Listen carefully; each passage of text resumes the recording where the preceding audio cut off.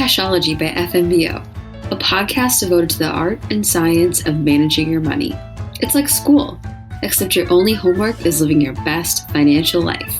Class is now in session. The extra paycheck month. Ooh, gosh, just those words make me so excited.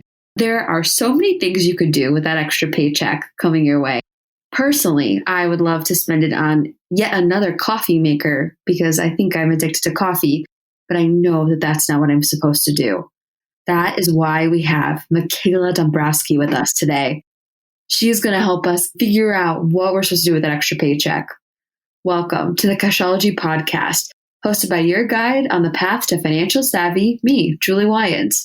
And like I said, today we have Michaela Dombroski with us, an employee of FMBO, who I am ecstatic to have to teach us about what to do with that extra paycheck. Welcome, Michaela. Hi, thanks for having me. We are so glad to have you. You know, I know that you've been with FMBO for almost over 10 years. Can you tell us a little bit about your experience? Yeah, absolutely. I spent the first 6 years of my career working in the branches, and now I work in our customer care center with our personal banking team and our team leads. And we help customers over the phone, service their accounts, open accounts, close accounts. So Michaela has so much experience with customers. And I'm sure, Michaela, you have seen plenty of people like me who would like to spend their extra paycheck on something so silly, like an extra coffee maker, when I already have two. And it makes lattes when I don't even drink lattes. I mean, truly, I don't know where my mind goes sometimes. But I need you to help me. When we get this extra flush of income, whether it's from an extra paycheck or whatever it may be, I mean, where should my mind be on where it goes? Well, it's easy to spend it on frivolous things that we don't need.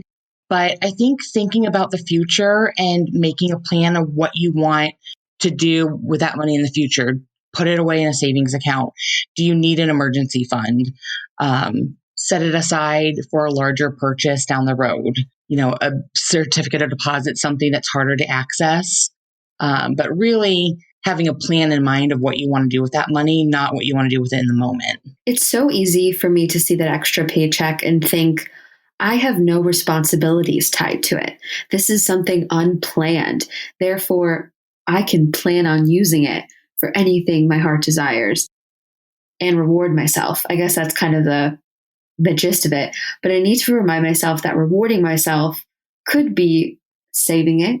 I think the biggest thing would just be making a plan of what you want to use that money for, whether it's paying off debt or saving it for a rainy day, and then coming up with a plan of how you're not going to touch it. If it's having it come out of your paycheck and automatically go into another account, so you don't even see it in your main account, or setting it aside in a CD that is harder to access, so you don't even have the temptation, could help significantly. I sometimes feel, Michaela, a little guilty of doing that because I do that with my finances. I tend to hide it away from myself because, as highlighted throughout the course of this episode, I have a problem with self-control at times on purchasing. But if we did try to hide that money from ourselves, it isn't necessarily admitting fault. It's just finding a new way to put the funds somewhere, organize our finances, right? Yeah. I think in time you condition yourself to kind of forget about it. If it's out of sight, out of mind, you learn not to expect it. Doesn't mean that on once in a while you can't use it on something you really want. If your long-term goal is to save up to buy a home, that doesn't mean you can't go and buy a coffee maker or, splurge on a pair of shoes. But for the most part, I think if you don't think about having it and you have a plan mapped out of where you want to be further down the road, it's easier not to spend that. How do you go about planning your finances? What are some tips that you have? I'm an impulse buyer as well. It's easy for me, especially in our environment, to hop on, online and do some shopping. I have to write it out on paper, what I want, where I want to put my money each month. So I have a visual.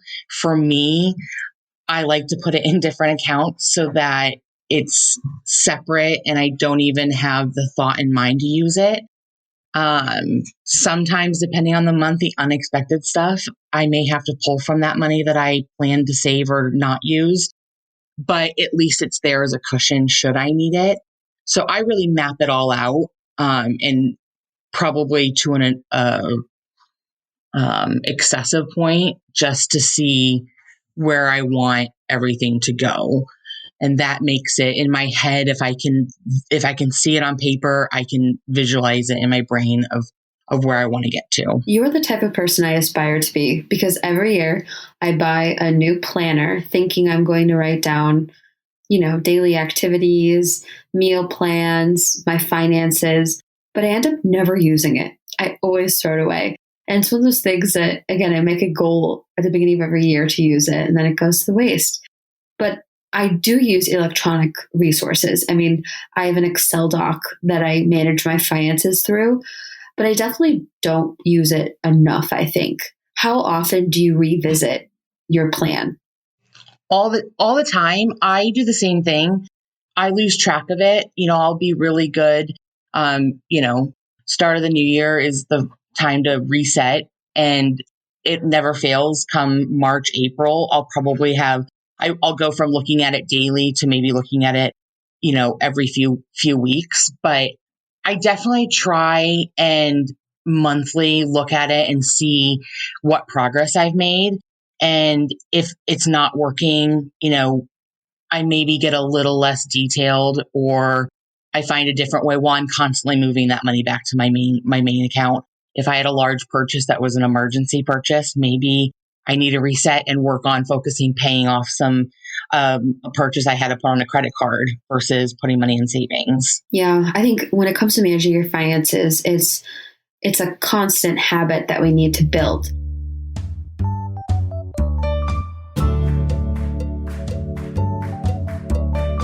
Similar to, any habits that we set at the new year.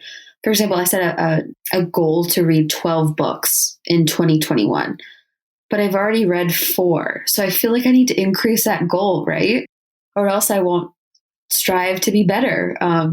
Same thing with finances. If I, pay off one credit card and I think, oh, that extra money is going towards me. Well, I could always divert those funds that I would have paid off my credit card with in the future to a retirement savings account or my student loans, right? Yeah, absolutely. Like, we need to constantly be assessing our finances. And it's good that you have that insight and you do that habit. I think to your point, exactly, when you have something unexpected come in, like an extra paycheck, really thinking further ahead of what to do with it, not just what you want to do with it, putting it in a high yielding savings account, or upping your 401 contribution.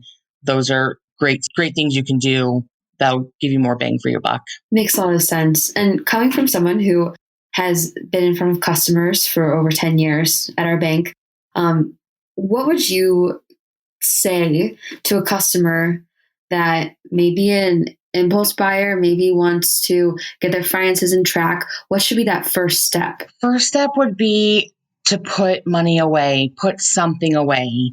Even if it's $25 here and there, in a year it adds up.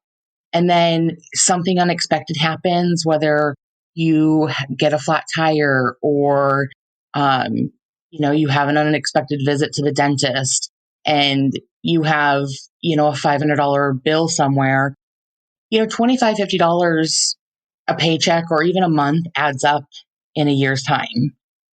Really anywhere. I think when people think of savings, they have to have thousands of dollars in savings, and everyone obviously wants that. But even just a few $100s set aside that you don't have any immediate need for, except for something unexpected, it would be a huge relief to so many people. We get a lot of customers that are just looking for something unexpected happen. How am I going to pay for it? And I think just an emergency savings fund would be crucial for so many people. And there are a ton of resources at FMBO for financial planning. We have an episode on financial advisors certainly something our customers can seek out. How about utilizing a personal banker in branch? Absolutely. There's tons of tools, especially face-to-face, that our bankers in the branches can assist with, and go over several options with customers. And they can help devise a budget as well. Absolutely.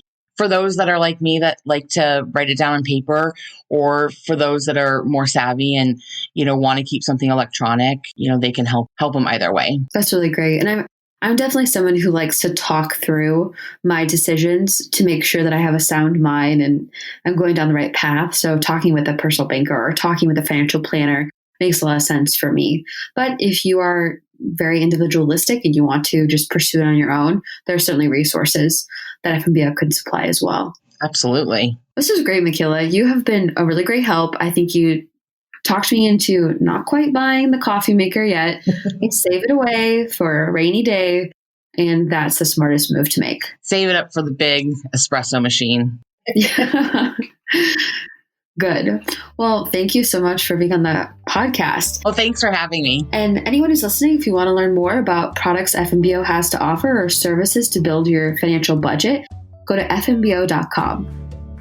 Investment products are not FDIC insured, not a deposit or other obligation of the bank, not insured by any federal government agency, not guaranteed by the bank, may lose value. This podcast should not be copied, reproduced without permission. Information and statements within this podcast are subject to change without notice. Information and statements in this podcast are for informational purposes only and are not intended to constitute investment advice or recommendations. First National Bank of Omaha does not make any representation or warranty as to the accuracy or completeness of any information or statements within this podcast.